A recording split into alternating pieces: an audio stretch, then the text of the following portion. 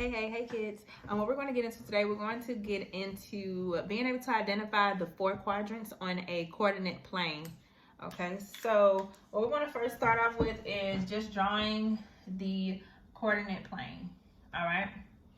So remember, here is my x-axis, and then here is going to be my y-axis. So my x-axis is horizontal, goes left and right, and then my y-axis is vertical, goes up and down. All right, and then I just want to label it here. Just place some integers on it. So when we think about our axis, all we're dealing with, guys, are 2 number lines. All right, we have a number line that is horizontal, and then we have a number line that's vertical. So notice here, this is the number line that we typically see here that I kind of have up in the classroom. So here to the right, remember these are my positive integers, and then to the left are going to be the negative integers. Here is the origin, all right? So that's where my 0 is, okay? And so now I'm just going to label some of the integers on the y-axis.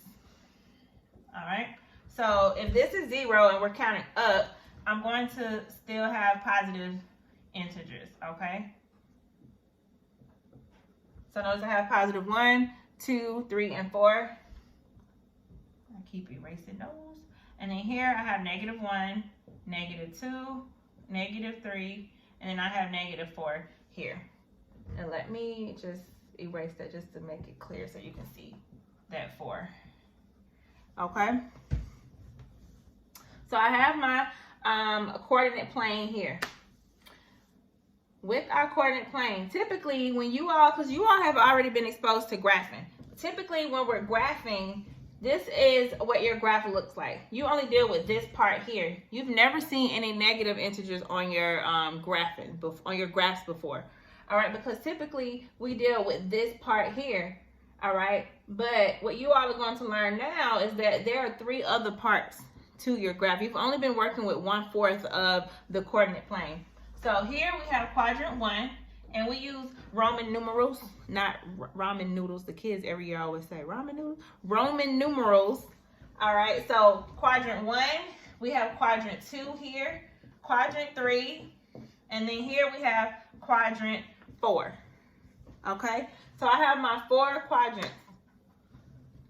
In quadrant 1, your ordered pairs are going to be positive. And I always draw it like this. All right, and so I want to explain this here. Here, it represents my ordered pair. So when you have an ordered pair, when you're graphing, you have your X and your Y. Okay, X always comes first and then your Y.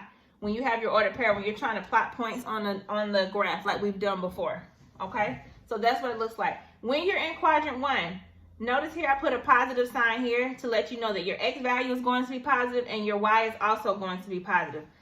Notice here in quadrant 1, the X's are positive and your Y's are positive. Here in quadrant 2, notice quadrant 2 has those negative X values. So in quadrant 2, you're going to have negative positive, meaning your X values are going to be negative, but your Y's are going to be positive. In quadrant 3, it's going to look this way here. You're going to have a negative, negative. All right?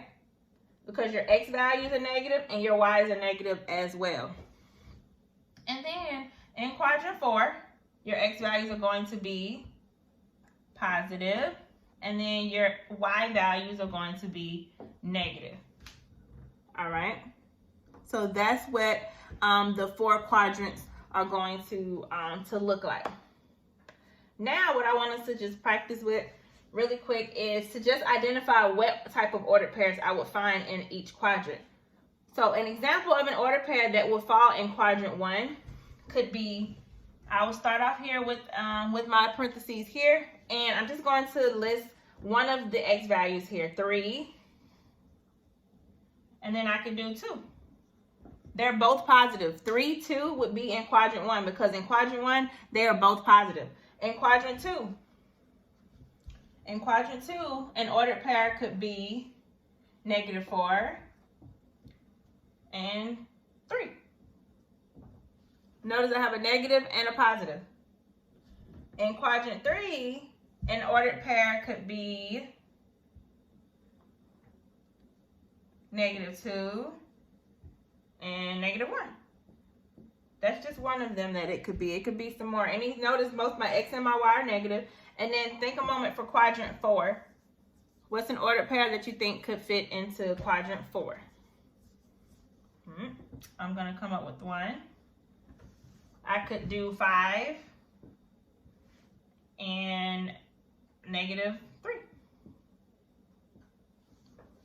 All right. Those are examples of ordered pairs that you would find in each of these quadrants.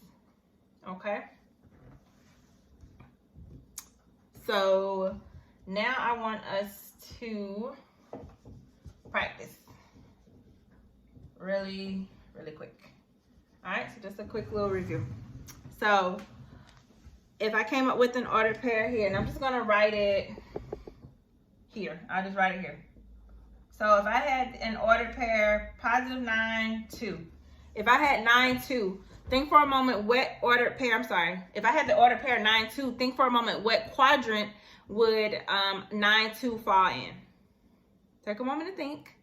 Both my X is positive and my Y is also positive. So which quadrant would 9, 2 fit in? If you said quadrant 1, you're correct. So 9, 2 would be in quadrant 1. So it would go there because they're both positive. Good job. What if I said -5, -7? -5 and -7. Which quadrant would -5, -7 fall in? Take a moment and think about it.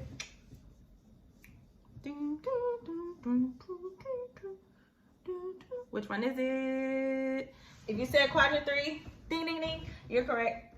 Because the X is negative and the Y is also negative. So that's going to be quadrant 3.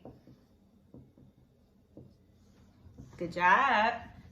What if I had an ordered pair that was -10 and +8?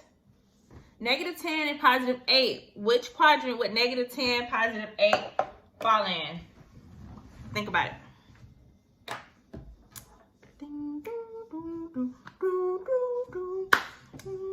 Which one? All right. If you said quadrant 2, you're correct. -10 and 8. Good job. Good. And if I came up with an ordered pair that was 6 and -11. 6 and -11, where my X is positive and my Y is negative, which quadrant would that fit in? Take a moment and think about it. What y'all think? If you said quadrant 4, ding, ding, ding, give yourself a pat on the back. Because you did that. You did that. All right, 6 and -11. All right, so that wraps up our quick lesson over our 4 quadrants. Bye. Love y'all.